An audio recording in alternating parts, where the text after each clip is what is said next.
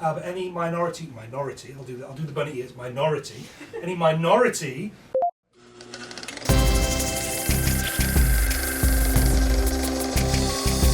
Okay, thank you. Welcome to B-Roll, your one-stop shop for academic chatter. Today I'm joined by the very knowledgeable Hannah, who's going to be talking to us about auteur.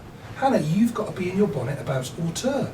I just don't think it's an appropriate theory for the modern film age. Really? What's wrong with it? Obviously it's coming up to 100 years old. I don't think in the modern film landscape it accommodates the amount of people that are a part of the film process. I think it alienates minority groups, I think it alienates women, and I think it glorifies a certain group of predominantly male directors who, while they are fantastic, they maybe aren't the pinnacle of success that this theory places them as. All right, let's just dig into that a little bit. What exactly do you mean when you say auteur? Obviously, auteur stands for someone who has full creative control over their film. There is the element of being technically competent. There is the element of being this kind of concept of being fully in control, of controlling the creative process. And then there is the concept that the auteur will put an element of themselves into the mise-en-scène, into the look and the feel of the film, and then people who can decide that you're an auteur will look at your entire body of work and see if they can actually classify you as someone who has this recognisable style and genre and element of yourself. Someone like Christopher Nolan would be classified as an auteur, or Hitchcock, because you see these films and you realise it is their film. Mm-hmm. So you've chosen Nolan and Hitchcock as examples. Hitchcock, you've got the Hitchcock blonde. Nolan likes to mess around with time. Mm-hmm. But I find it interesting that you've chosen two men as your examples of auteur. Yeah. Do you think there are any female auteur directors? There are females that are argued as being auteurs. Obviously, you have people like Jane Campion, and people coming up like Greta Gerwig is on the track to becoming an auteur. But I think inherently, even if you just Google, as I did, best auteurs, it is just a list of men. And most people, when discussing auteur theory, will talk exclusively about male directors. Because I think it's interesting, because when I think about Greta Gerwig's films, films like Lady Bird and Barbie and Frances Ha, mm-hmm. they're all very feminist films, but they're also all quite feminine films. Yes. They're about female issues. Mm-hmm. And when I think about male auteurs, they're not about male issues. I don't think that men are boxed into having to talk about male issues, because the male issue is existing within society. There are not many things that are classified as an exclusively male issue, excluding the arguments around things like toxic masculinity, is it okay being a man? But then there have always been things classified as exclusively female issues. If you think about the fact that a rom-com is not you'll never get a rom-com director classified as an auteur because they are seen as female films. Things that women like are exclusively sidelined and are constantly belittled and not seen as higher quality, and therefore when these women are trying to make films that are possibly about the feminine experience, that boxes them into, firstly, smaller viewership, less funding, people don't seem to be interested in it or want it, and then they are battling against an industry that is far more masculine dominated. Whether or not that is something that men are actively promoting, it is the society that they have been bred into in this film industry, and female directors are not able to overcome that in their battle to become as prestigious as their male counterparts. That's a fair point. I mean, do you think there are any solutions to this, or is this just one of these kind of societal problems? Same with all societal problems. If you encourage more people of diversity to get involved, then you will begin to change what is created, and we can begin to change the system. Auteur theory came out as people began to try and understand what films were. For people to understand what films were, people had to be adventurous and make films. The equipment was available, and people didn't really understand this format. They didn't think it was as necessary or as relevant as something like opera or music or radio. And nowadays, obviously, film and television are incredibly imperative to our lives and how we understand society. So if we just open those doors even wider, who knows if in 100 years two people might be having these conversations discussing the relevancy of auteur theory and arguing about how a female director or a black director or a non-binary director is just as prevalent as someone like Hitchcock. Interesting. I mean, could you think of any minority? I hate to use that term when you're talking about females. There are more females in the world than there are males. But any minority. I'll do the bunny ears. Minority. Any minority directors who are up and coming, who might be this next kind of voice in the debate around auteur. So a director that I love is Lily.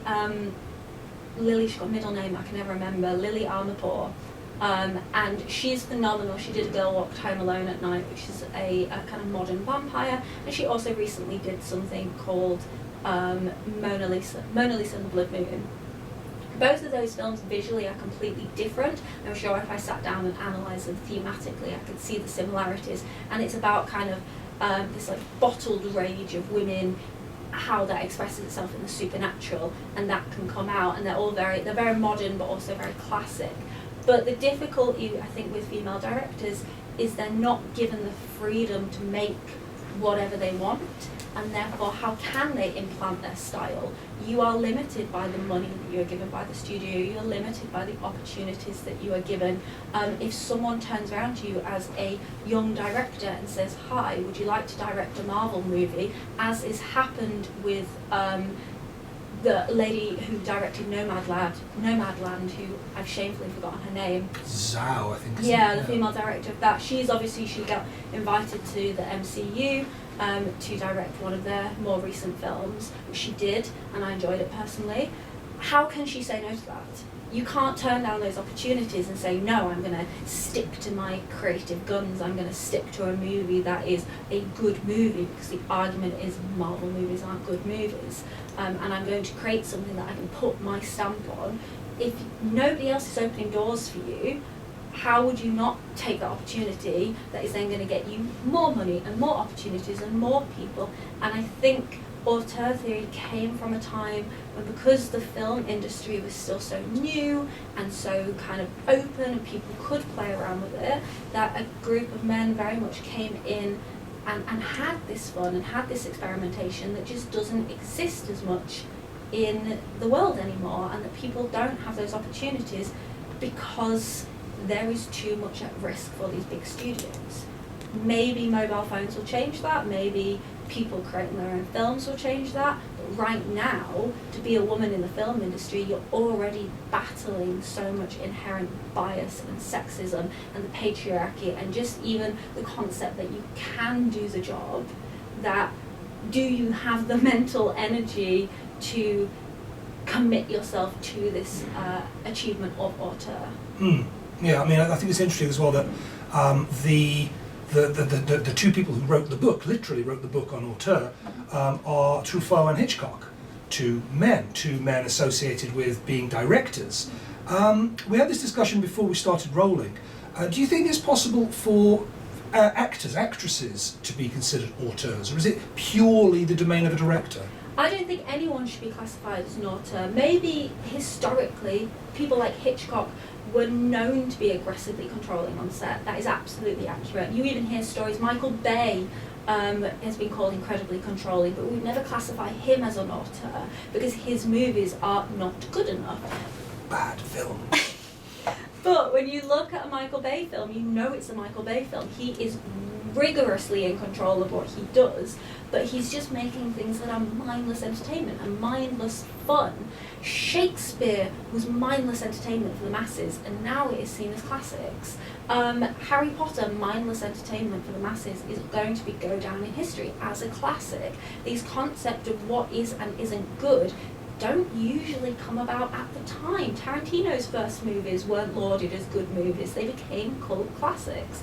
And so in this process where a director loses control and they're working with a cinematographer, they're working with big name stars who want to imprint their own kind of brand identity on the movie, who is actually controlling the movie? Society. I can now contact a producer and let them know my thoughts and feelings before the movie is even done. Things like that. Like, everybody is having this interrelation, that it's not just a single person. Nothing ever exists inside a vacuum. It's just historically the film space was much smaller. Now it is too big to do things independently. So you think that ultimately just the concept of auteur is something that's outdated in this postmodern, digital, everyone's got a mobile phone age? Yeah, I think I've never liked auteur theory. I think